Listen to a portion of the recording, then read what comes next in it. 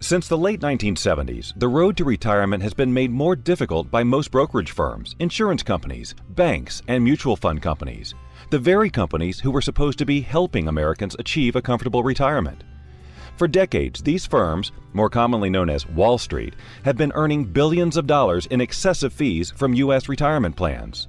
Along the way, Wall Street has buried most of these fees in such a way that companies and their employees have no idea how much they are really paying. This questionable business practice has cost American workers billions of dollars in foregone retirement savings, and it's time for this to stop. The problem for 401k plan participants is the company sponsoring their plan typically does not know this is happening.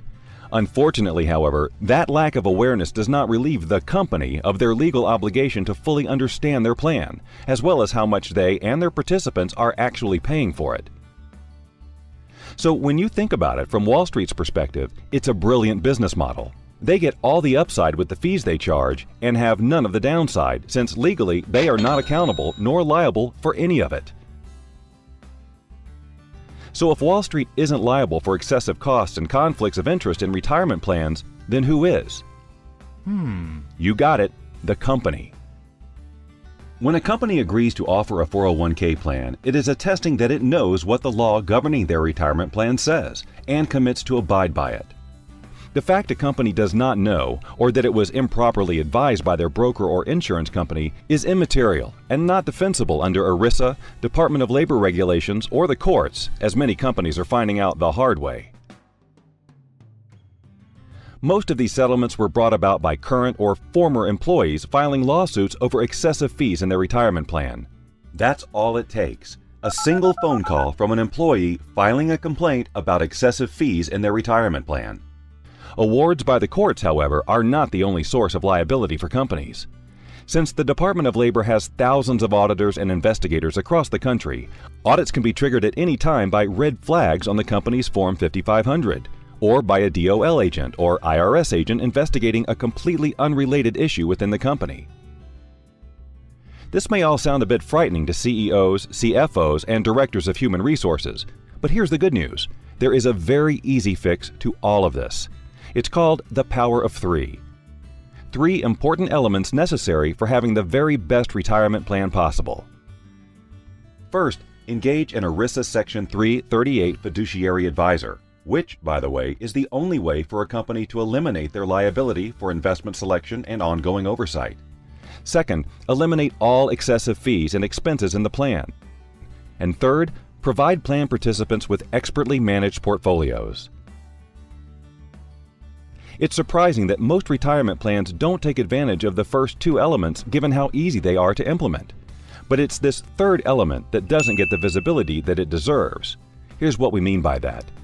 In participant-directed plans, by making their own investment decisions, the employee forgoes approximately 4% in returns every year, according to recent studies. Why is that? Two reasons. First, employees lack the expertise to properly construct an investment portfolio on their own. Second, employees allow their emotions to come into play when making investment decisions. They tend to sell after experiencing losses and buy after the markets have recovered, the exact opposite of what they should be doing. This is why it's in a plan participant's best interest to have an array of professionally managed portfolios made available to them. Portfolios that are based on their individual tolerance for risk, not just their retirement year. The solution is really not that complicated, but it is highly effective. So, if this solution saves money, increases returns, and eliminates liability, why aren't all retirement plans doing this? Three main reasons.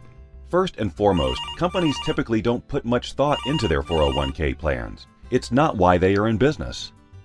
Second, some companies have changed their plans in the last year or two, and they simply don't want to deal with another change.